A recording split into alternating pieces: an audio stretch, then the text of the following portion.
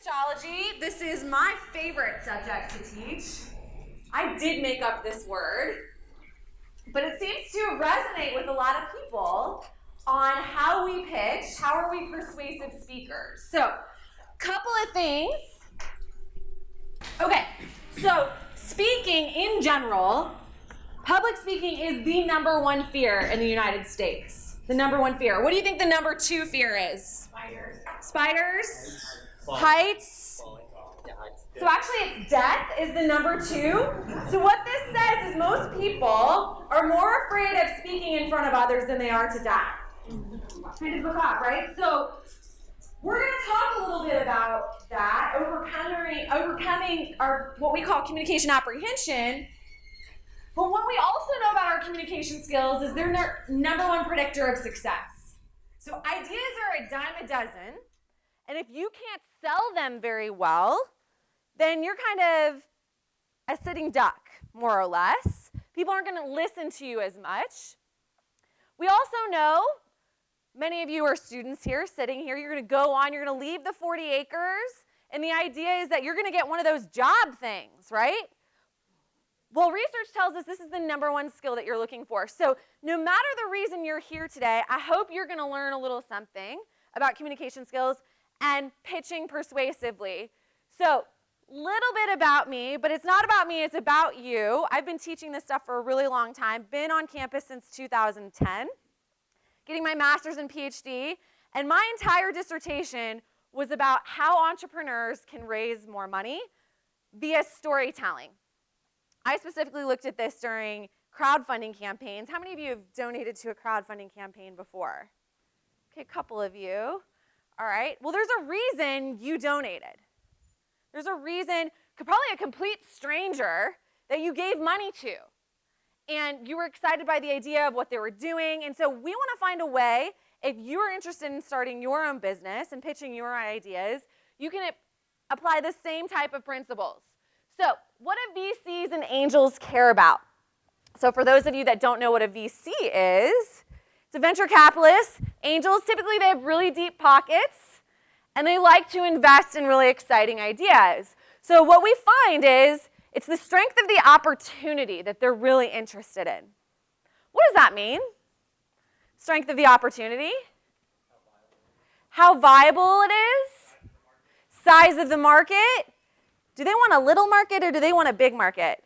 They want a big market. An expensive market, typically, is what they're after. Okay, so yeah, that's the strength of the opportunity. But a close second, and this is from the Journal of Venture Capital, finds that it's the strength of the entrepreneur. And oftentimes, we say in this entrepreneurship ecosystem that we bet on the jockey. We don't necessarily bet on the horse. And in VC, there's a wives' tale that there was an entire team in Silicon Valley that pitched the team. They didn't even have an idea, and they raised $5 million in funding. So that is how important it is to communicate what your expertise is and your credibility, as well as the passion and excitement. In fact, a very recent article, hot off the press, has now measured these results, enthusiasm and excitement, and found that venture capitalists are 30% more likely to invest in somebody who is passionate. How do you communicate passion? Energy. Tone of voice. Body language. Specifically, what with your body? Facial expressions, movement, all of those things, right? So I'm passionate about this topic. I don't know if you can tell. But it's really important that we communicate that in some different way. So here's what the landscape finds, though. That despite people pouring their life's energy into a project, their life's work, they have trouble pitching their ideas. So the way that I like to say is that there's a pain in the market for presentation skills. And these are all the different ways that entrepreneurs are essentially evaluated by different counterparts with deep pockets. So they're curious about how clear they are and how do they even understand what they're pitching, the level and the type of information. So let's dive right in. So this was a study done where a number of entrepreneurs pitched their ideas, and the VCs who were all evaluating them wrote down what their comments were, and the researchers compiled all of those comments into what's called a content analysis, and they found out what the themes were. And a few of those themes, these entrepreneurs, they did not clearly explain the competitors. So I don't understand why they're better. I don't understand the business model. Well, what's the business model? What's a business model? How you make money, right? So if they don't quite understand how you're going to make money, they don't know how they're going to make money. So they're not going to be that confident with what you're doing. Too much hesitation. They mumbled, stuttering delivery, other types of information. So I always tell my students that pitches and presentations don't fail because they include too little information. They fail because they include too much information, too much of the wrong information, in the wrong order, with a 1980 slide deck and dry delivery. So it's really important to think about what is the most persuasive elements of your presentation. You don't have time to tell them everything, especially if you're only given 5 minutes, and in some cases you're only given 3 minutes to pitch your idea. The persuasiveness of the entrepreneur in the presentation itself. This is the exciting thing for me and a few of my colleagues that teach communication skills, that this is really, really important. Poor sales pitch, not very convincing. So you have to be able to sell this as well, which is why a lot of you are here this afternoon. So here's our agenda. We're going to get through as much of this as possible, depending on how many questions that you have at different stages. This is our game plan for today. So check this out. 86% of executives say that having strong communication is important in their career. Absolutely, they would report that. Okay? They even say that it impacts their bottom line, so how much money they make. However, only 25% of them admit to preparing for a high-stakes presentation for 2 hours. And a number of entrepreneurs that I've worked with throughout the years, they contact me kind of in a panic, and they say, I'm pitching at the Houston Business Battle in front of 300 high net worth individuals in Houston. Can you help me? It's tomorrow. Like, ooh, I don't think that's good for me to be giving you feedback at this point. You should just be focusing on keeping your cool up there. So it's really important. So here's what the experts say. That if you're going to give an hour-long presentation with 30 slides, how long do they recommend that you prepare? What's it say up there? Woo, 36 to 90 hours for a 1-hour presentation. How long do you prepare for your big presentations? Probably not 36 to 90 hours, right? Okay, so I wanted to ask you all, what is your presentation pain? But rather, I think the best way to assess this is talking about bad presentation skills. So, show of hands, how many of you have seen a bad presentation? Almost everyone's hands gone on. Okay, what was bad about it? Shout it out. What was it? It was monotone. What else? What? I'm sorry? Didn't talk loud enough?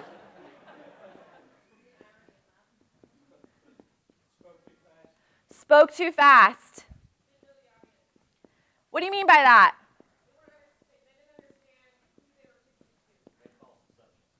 False assumptions. Like what? Okay. Okay, what else? Too many stats. Okay. Oh, you mean the fillers. Okay. Acronyms. You guys have seen a lot of bad presentations. No movement. They read the slides. Okay. Okay. What else? You weren't moved. Okay, so no emotion. No engagement. Poor order. Yeah, they looked, I like to call that the Walking Dead move. They look like walkers. Anything else? Bad presentations? I'd add a couple of things. No eye contact. Anything else? Lack of confidence. They fidget.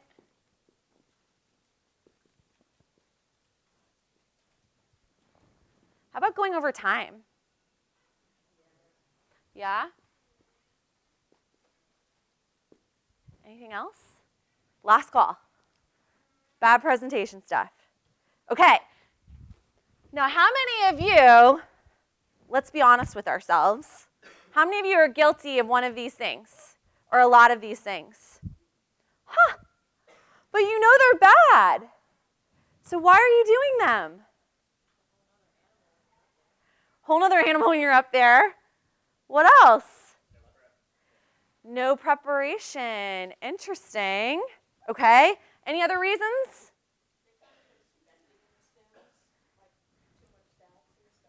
Okay. So that could be it.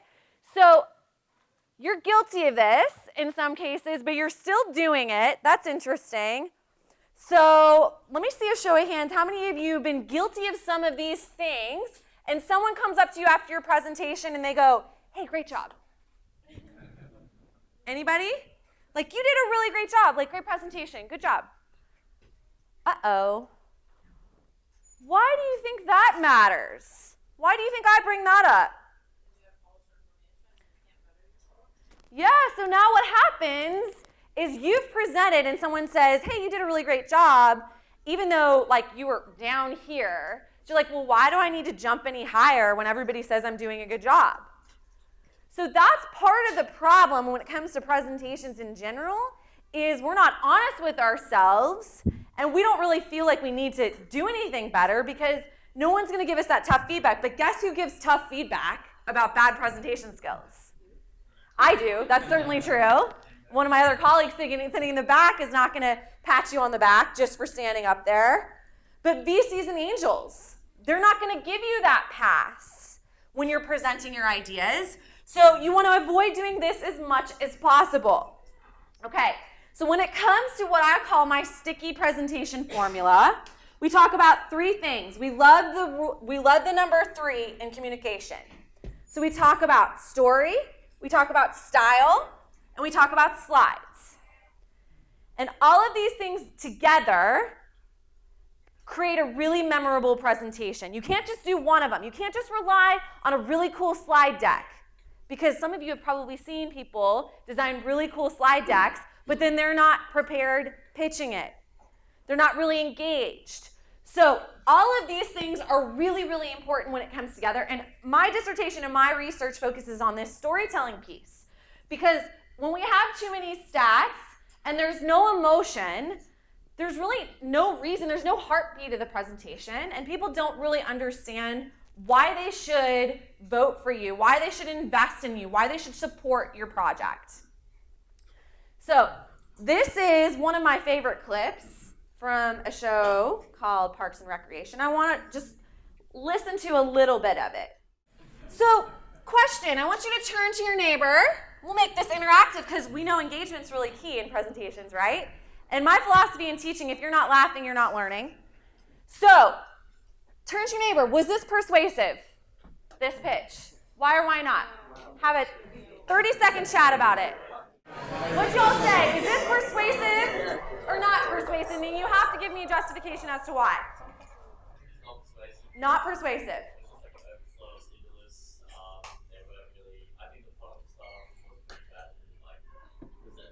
Okay, so, okay, fair. Not persuasive. Anybody else? What'd you say? And my friend Tim. He runs it. He's like, I'm into it. I like it. So maybe that is persuasive. Then you've been persuaded to some extent. Anybody else? Yes. Okay, so you're convinced. Okay, maybe. All right. Anybody else? Okay, so there's a little bit of data starvation there. Not quite clear. Okay. Yes. Carl said persuasive, but in the negative way. Okay. All right, then we'll end it there. So sometimes I get a bunch of people saying, yeah, that was super persuasive. So let me ask you, was Tom Haverford, the actor here, played by Aziz Ansari, was he passionate? Yeah. Yes, he's passionate. He's excited. How can you tell? Energy. There's a lot of energy there, right? Vocal variety, gesturing, moving around, facial expressions, all of those amazing things. But then at the same time, maybe not so professional. Not so professional. But let me ask you, do you understand how Rent-A-Swag works? Yep. Do you understand the business model and how they make money? Yeah. Some of you yes, some of you no. Okay, do you know how it works? Okay, let's see. What's the first step? I own it. What's the next one? Wear it. You rent it. What's the next step? You wear it. What's the next step? Wash it. You clean it. Last step, I get rich, right? So it's pretty simple to understand. So I'm not suggesting you need to do plyometrics in your pitches, but this is breaking it down pretty simple in how it works. So there are some things in here that we can learn from Tom Haverford, who is the entrepreneur in residence at Parks and Rec. So let me tell you about a really interesting study that was done by a number of researchers over the course of a year. They analyzed almost all of the Shark Tank pitches. How many of you are familiar with Shark Tank? Yeah. So Shark Tank, I didn't realize this, but there's almost an even split of yes and no deals. And in this study, they looked at, how did the entrepreneur look when they came out? Did they tell a story? Were they gesturing? Were the judges smiling? Were they laughing? What were they saying? They analyzed all of this stuff. And here's what they found. 7 key patterns. I'm going to highlight a couple of things. No matter what, here's what they learned. If you didn't know your numbers, you couldn't support the market or the pricing, and you didn't know that financial stuff didn't really matter how charismatic you were, you weren't going to advance. So that is still very, very important. But what they found was smiling was really important in these presentations. Over the last 48 hours, I worked with 18 social entrepreneurs for like 8 hours a day. And the number one feedback I gave them is smile. You don't look like you're having fun. Where was our comment over here? No emotion. They looked uncomfortable. That one. They didn't even look like they wanted to be pitching. They looked uncomfortable. So this is a sign that you're not uncomfortable. And here's what they found. 3 key things when it came to engagement. And this was the biggest finding. This explained most of the variance as whether or not they got a yes or a no deal. Was, did they give the opportunity to examine the product, consume the product, or just even participate in the pitch? We do this in teaching. Allowing people to engage during the lecture makes it a better experience for the students. Same thing for the sharks. So the famous example that they explain here is there was a lip balm called STATISTICS. And to demonstrate the consuming and really the participating in the pitch, they had 2 of the judges that absolutely hate each other put the lip balm on and kiss each other on live TV. So that's memorable. That's something what I call a star moment, something they'll always remember. And guess what? Typically when you're meeting with VCs, they're meeting with 10 other people in the same day, or you're competing against 20 other people in the same heat. And you've got to find a way to stand out so you're memorable. So we're going to talk briefly about delivery. So let me ask you, it's not what you say, but how you say it. How many of you agree with this? So you would agree with me to say that it's more important how you say something than what it is? Okay. So let's test this assumption. I want y'all to put your hand on your cheek. I've busted most of you. Your hand is on your chin. Your hand is on your chin. You've seen this before, so you get an excuse. So what does that mean then? You're paying attention to what I'm doing, okay, not what I'm saying. So yes, you are correct. Now, we say that it's probably about equal, but it's really important. So how quickly do you think people make a first impression? 10 seconds? 1 second's a little fast. That's pretty fast. But you're on the right track. It's 7 seconds, and all these things are translated in 7 seconds.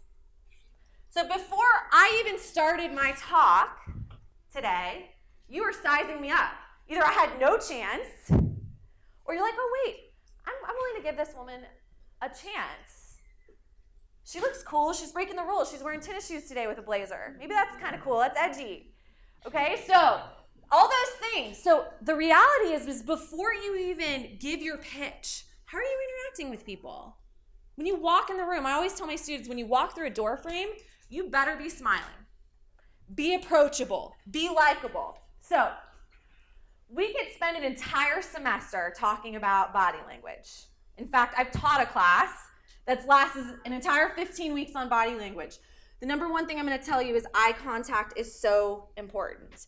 We talked about the fact that not a lot of people make it, especially when you're nervous and you're uncomfortable. It's a lot more comfortable to like kind of look down or look up when you're uncomfortable, or look at your slides. So eye contact is really important. So here's the trick. One thought to one person, and silently move on to the next person. The idea is to have conversations with as many people in the room as possible. Because we've all been out networking before, or at an event, and so let's say I'm having a conversation with you, but I'm going like this. Right? I'm just like scanning the room, right? I'm not, how do you feel? Ignored, annoyed, all of those things. So we want to have many conversations and validate everybody in the room as much as possible. So this is one of those tricks for doing that. Gesturing, we just want you to do it. This is the number one question I get in workshops. What do I do with my hands? Well, what do I do? Any of you have seen Talladega Nights? Ricky Bobby? There's a clip. He's like, what do I do with my hands? In the camera, right? And the reality is just use them naturally. I've been watching you since you came in the room, and you're using your hands. The biggest thing is you just don't want them to be repetitive or just distracting over and over and over and over again. Your body. There's a reason we like Marvel movies. They're full of action. They don't even really have to have that much of a plot, right? But there's action. We like music videos because typically what's happening is they've got really cool camera angles. We like watching sports because there's action. Because people are moving. So, the big thing is you want to go somewhere and you want to get grounded to wherever you are. And perhaps when you change topics, you move to somewhere else on the stage. In fact, this is really nice. There's like little circles. It's almost like where I need to go. So that's really important. Let me ask you, is there a connection here between the number of gestures and how popular TED Talk is? Oh, probably. Probably, right? You know where I'm headed with this. So the reality is yes. They find that the most popular TED Talks, the ones that go most viral, have twice as many gestures. By the way, you can use your hands to communicate numbers too. Twice as many gestures. Can smiling have an impact on how intelligent you are and how memorable you are? What do you think? Yes. You're paying attention. Yes, the answer is yes. The other thing about smiling is it's a mirroring behavior. What do you think that means, a mirroring behavior? Yeah, you smile and people smile back at you. So we're going to try something. I want you to pair up with somebody. Decide who's partner A, who's partner B. Okay? And then what I want partner A, you're not moving your face. Stick, solid. It's not moving, okay? That's partner A. Partner B, I want you to cheese up the biggest smile that you can today. Giant, giant smile. And we're going to see if partner A breaks. We're going to see if partner A breaks the mirror. You ready? So we're doing it. I got a countdown for you. You ready? In 3, 2, 1, go. Not very well, right? Yeah. Did anybody break the mirror? You broke the mirror? You broke the mirror? That's pretty good. There's always one in the group that can do this. It was like you did this with your brothers and sisters growing up or something. You've had some training. But the reality is very difficult, right? So we've just proved the mirror theory as well. And that's so important because smiling, it has all these wonderful properties and benefits because now we have feel-good hormones coursing through our bodies. And that's going to produce a lasting effect. Yes? What if the topic is not something to smile about? Good question. So that is a caveat to this. So if you're, especially in social entrepreneurship, you're dealing with a range of really tough and rough topics sometimes. And so you want to change the tone. And you're not going to be smiling when you're talking about those things. But pretty quickly when you start to introduce your ideas and how you're going to solve it, what starts here changes the world, right? Then you can start smiling and softening from there. Excellent question.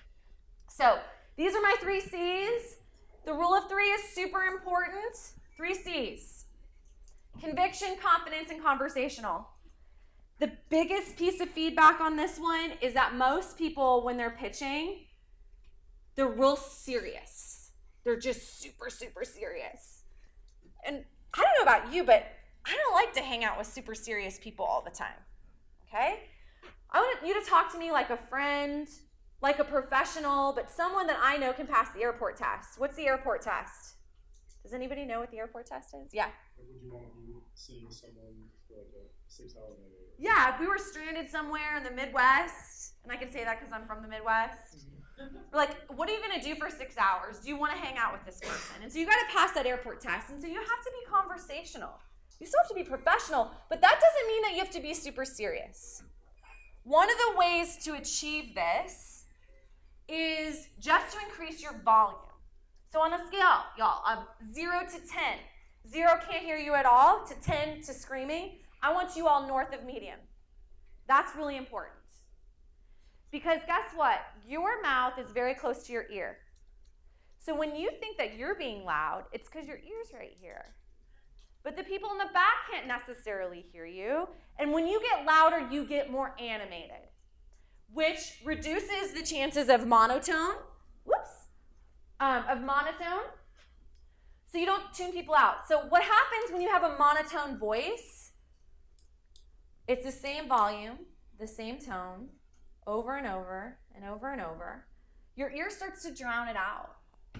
Because our ear is designed to pick up on discriminate sounds. Think about it. When an ambulance comes by, super loud, right? And it catches our attention. But the projector in here, wherever it is, it's humming softly, or the air conditioning unit, you haven't noticed it. It's fading into the background because it's constant. We don't want you fading into the background, right? So vocal variety is super, super key. So a lot of times when you're presenting in a team, we have to get in formation.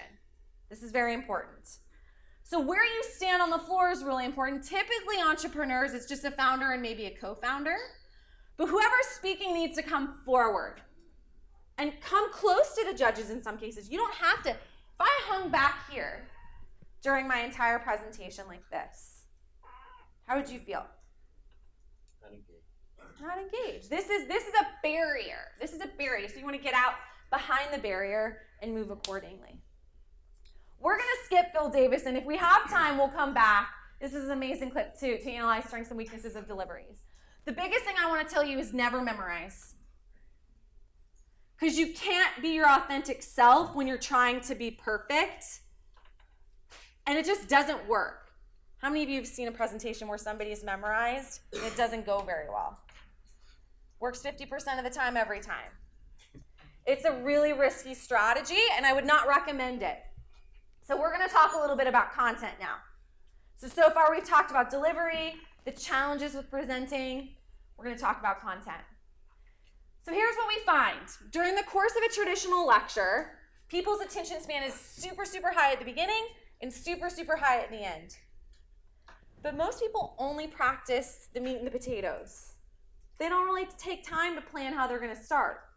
Like, oh, I always ask my entrepreneurs, what are you going to do to start? Well, I guess I'll just introduce myself, and then I'll tell them what I'm going to tell them. I'm like, wow, that's really unique. I don't think anybody's ever done that before, right? So it's important to do something different. Think about the last concert you went to. Share with a neighbor. What's the last concert you went to? All right. The reality is, last concert I went to, I'm trying to think who it was. The one that I went to on campus, Kanye West. This was a couple of years ago. Did Kanye West come out and say, "Hi, my name is Kanye West, and tonight I'm going to be performing songs from a few of my albums, including The College Dropout"? No. Comes out hanging from the ceiling on a floating stage in the middle of like smoke machines, and at the end of the presentation, at the end of the concert, which I would argue is the presentation really, fades up into the rafters and he disappears, right? Artists and performance artists, bands, things like that, they know what grabs your attention.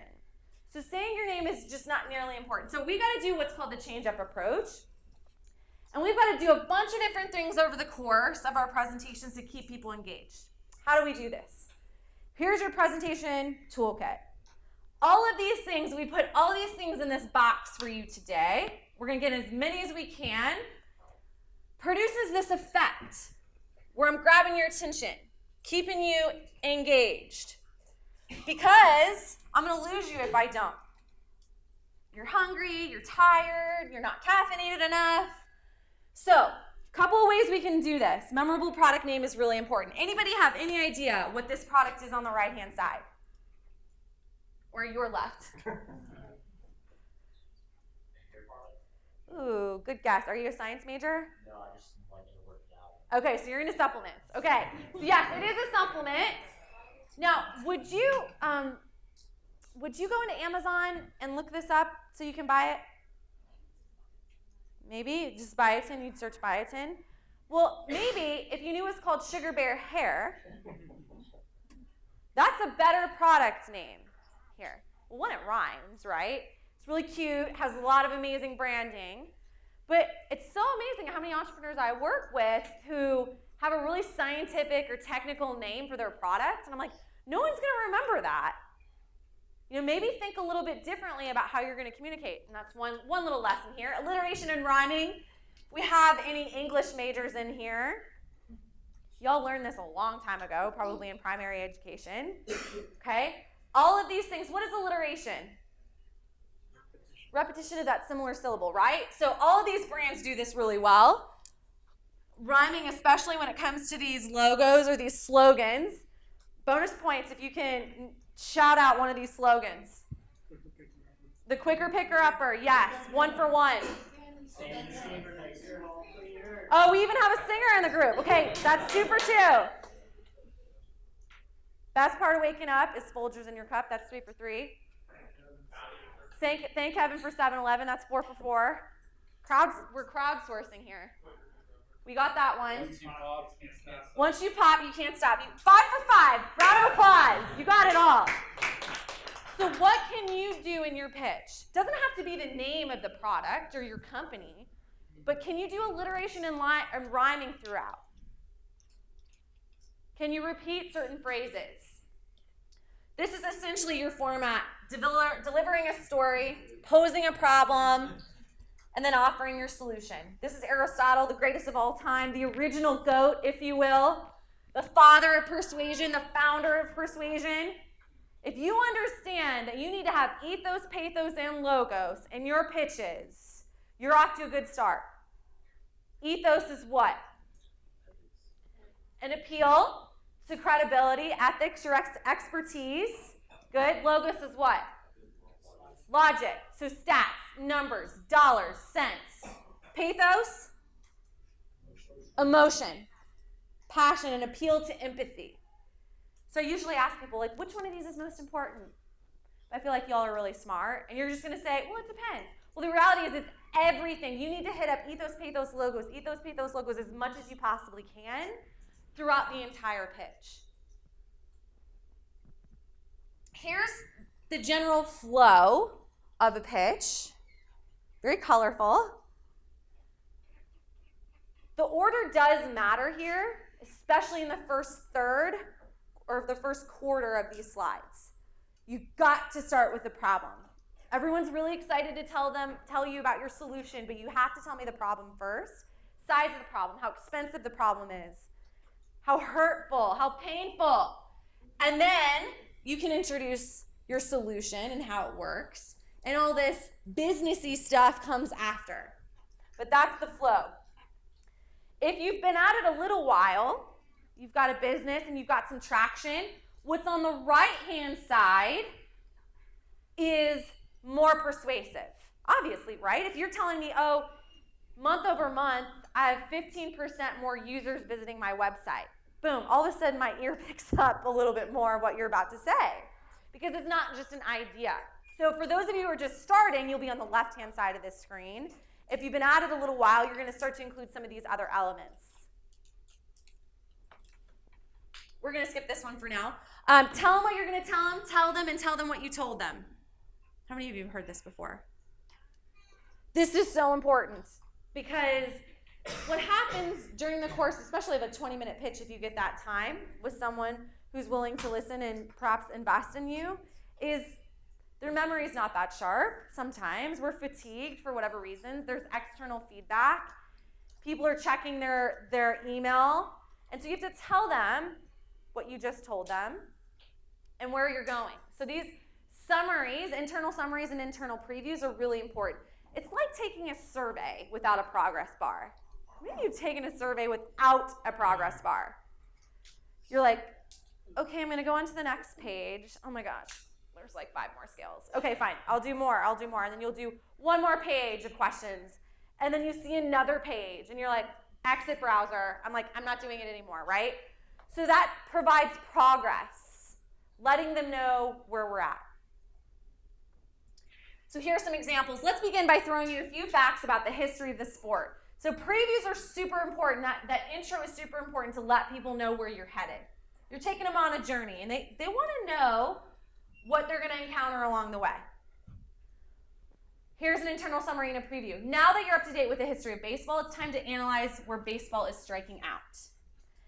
Sometimes you can design this with your slides as well, where you let them know, hey, we're right here and we're moving along the way here. That's a really helpful trick as well. We're just putting the tools in the toolbox, okay? A little bit about elevator pitch pitfalls, worth mentioning here. A lot of them are generic. They sound like other ones. They're too canned. They're real jargony. They're the Uber of. We're the Airbnb of. You want to be careful to compare yourself to a company that's valued at $50 billion. Just saying. So that's important. The pitch can occur in a minute-long version, or it can be 15, or it can be an hour, or it can be 2 hours. So especially when it's shorter, you got to get there as fast as you possibly can. We're just going to skip this piece too. Presentation. This is the definition of a presentation. Root word is it's a present. Now, unfortunately, we don't view most presentations as presents or as gifts. I'm trying to change that here at the University of Texas in my classes. But it's hard. It's hard to do this because it takes a ton of time. I mean, Steve Jobs would practice 100, 150 times for one keynote presentation with people in the crowd, plant them, practice jokes, all these things. That takes a really, really long time. But one thing that you can do, everyone can start to do today, tomorrow, and in the future is incorporate stories into your presentation. Some people think, well, it's not serious enough. No one's going to want to listen. Let me tell you, stories are super important. It's why most of us spend our time on Netflix these days, because of the stories. Everyone loves them. They have amazing properties. This one's fun. You look more attractive when you tell stories. So that's one that I always like to highlight here. But it appeals to all learners. Stories inspire, but PowerPoint doesn't inspire. It just doesn't. So doing so is really important. So I want to prove the fact that this is really important strategy. This was research done out of Stanford in a college class. And they had students just do a presentation on crime. On average, 1 student out of 10 told a story. And students shared 2.5 statistics on average. 1 week later, we asked the participants, what do you remember? It's amazing. Those that had the statistics, only 5% recalled statistics. I am not very good at remembering statistics myself. Okay? But check it out, 63% remembered. And you want to be a part of that 63%. So it doesn't mean that you just tell one story. Most pitches are about 15 minutes. You're going to tell multiple stories throughout. It's just not one. Tell the story of a customer. Tell your founding story. Tell the story of the team and how you all got together. The more arcs you pile up, the better. And that takes you from being a good presenter to an amazing presenter. So they're recalled 22 times more. So here are some different stories y'all can think about planting in your next presentation. Leaving it up there long enough so you guys get your photos. Okay? So how and why the product was invented. And really, these are the types of stories I was looking for in my dissertation research on crowdfunding campaigns. And guess what? I did not find them very well. But it was the products that were most funded, boom, finally found a story, which was exciting. It took me a while to get there, though. So this is a lot more about my dissertation and what I did, but I'm not going to bore you with it. Generally, a story follows these elements: beginning, middle, and end, conflict, and resolution. But that doesn't mean that you've told a good story or that you're a good storyteller or that you're a truthful storyteller, to be honest, right? Or if anybody has kids in here, 2-year-olds can tell stories. Doesn't mean they're true. But typically this is the format. But these pieces, all of these pieces, make for such more exciting stories. So when there's a twist, that's exciting. So don't just tell stories because Dr. Murphy told me to tell a story in my presentation. You know, you have to believe in it. You have to tell it well. You have to practice it.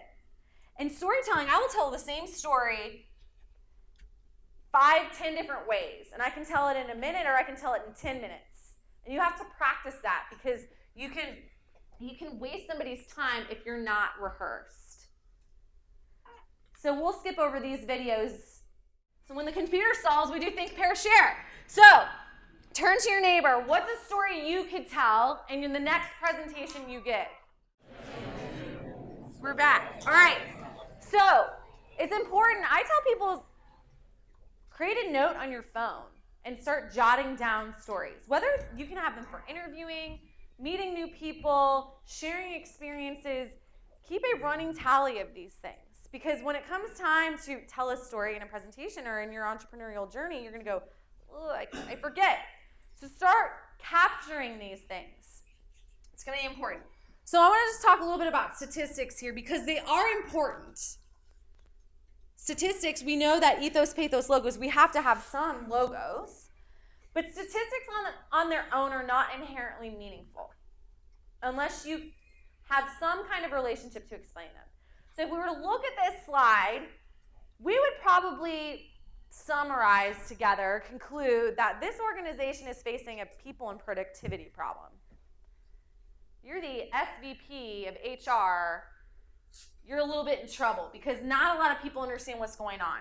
However, if we threw a soccer metaphor on top of these numbers, they come alive a lot more. And we get to see that only 4 of the 11 players would know which goal is theirs. 2 of the 11 would know which position they were playing and what they're going to do. And all but 2 players would be competing against their own team members rather than the opponent. Now all of a sudden I say, oh, okay, this is a big problem that we need to fix. That is the type of tool that gets people to listen to you and remember what you're saying. So when you're talking about these problems that you want to solve in the community, to start your businesses, start thinking about these statistics in a different way. I think I have a few more examples here. Steve Jobs was excellent at that. This is when iTunes first came out. I was actually working in Universal Music Group distribution, and iTunes was disrupting everything at the time because they were selling 58 songs of every second of every minute of every hour of every day. Now, we all know 5 million, like that sounds like a lot, but when we break it down like this, that's when we're translating. and we're making those meaningful connections. This one's interesting. I was listening to this on the way to campus one day. It was a commercial for Indeed.com, which was founded here in Austin. They provide 5 times more job hires than any other job sites. Imagine if you're watching your favorite football team and they score 5 times as many touchdowns on Sunday. Now that's exciting. So think about ways that you can create these relationships with numbers. This one's really fun. How many of you use Rotten Tomatoes when you are assessing whether or not you're going to go to a movie? What's your threshold for seeing a movie on Rotten Tomatoes? 80%? 75. You'll go down to that's risky right there. Anybody? Okay, audience score? Anybody high Rotten Tomatoes? My threshold's like 80. Or I'll just wait for it to come out, right? So I can stream it. So this is a fun thing that BuzzFeed put together. They said, well, here are 25 movies that have better tomato meter readings than President Donald Trump. Now, this is not to say that other presidents haven't had equally as low as approval ratings. That's not the point of this slide, because President Obama, Clinton have all suffered that as well. But it's the funny relationship that gets people to think about it differently. How your product works. Some of you are from technical colleges here on campus, scientific colleges, and you've got to take some time to explain how things work the way people understand them. This is what's called scaffolding in learning. You got to take them on a ride, and you have to understand what works for them first. So we're going to talk with visual aids to end today, because so far we've talked about style, so far we've talked about story, and we're going to end with slides, our sticky presentation formula. You guys ready? We're going to go through them pretty quick. So we are visual beings. It's no wonder Instagram now is the #1 social media platform, because it's driven by visuals. So it's really important that you include them. However, Steve Jobs makes an appearance again to say that if you know what you're talking about, you don't need PowerPoint. And actually, some of the most persuasive and powerful presentations I've seen are really just conversations with no PowerPoint, because you are the ultimate visual aid when you give a presentation. Remember, you're the second most important thing to an investor. So these are my 3 rules for you. Generally, I follow them pretty well. Every once in a while, I might break them in a class or a lecture, but it's, again, rule of 3. Simplicity, consistency, so same font, same sizes. If it's all caps, you're going with all caps. Same color scheme. Branding things consistently. Designing for high contrast. That's just making sure things pop. So dark background, light font, and then the reverse. Reinforce readability. You do not have to put everything on your slide. It's your supporting facts. So don't feel like you have to put everything up there. In fact, that's a cheat, right? Because what's going to end up happening is you're going to end up reading them. And they're going to be like, why did it even come to your presentation? You should have just sent it to me ahead of time. So here's some examples of consistency in color and data. Pairing one image with one clear idea. You can see up here. What is that a picture of? It's our YouTube band. Yes.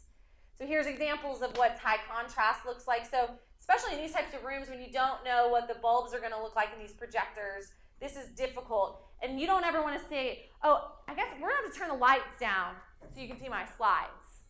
That's not a good sign that you designed for high contrast. Ooh, excuse me. No clip art. That's like the 1980 slide deck look.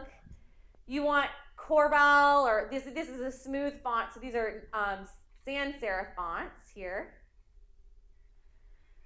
No floating pictures. We want full bleed images. We don't want full paragraphs. We don't even want bullet points, if you can help it. You want to do stuff like this. Icons are really, really helpful. Using smart art graphics to show relationships. Again, we're visual people. We don't want to read bullet points. Death by PowerPoint. So here's an example of one that's designed well. We got a full bleed image here. We got the rule of 3. It's consistent. We've got some icons that are from the same family. Now, the reality is, when I designed this slide, our values, they're full sentences. But I wasn't going to put the entire full sentence on the slide, just the key points. So this is why PowerPoint has failed us up until this point, and a lot of you do use bullet points, because when you open up a slide, it forces you to think this way. So you have an excuse. But excuse no more, because I want you to start using some other tools. This one's right here. Canva is my absolute favorite. How many of you have heard of Canva before? A few of you. Start using it. It's amazing. This is Guy Kawasaki's passion project. Former Apple executive who invested in this company. It's basically graphic design for dummies, and it will change your worldview on presentations.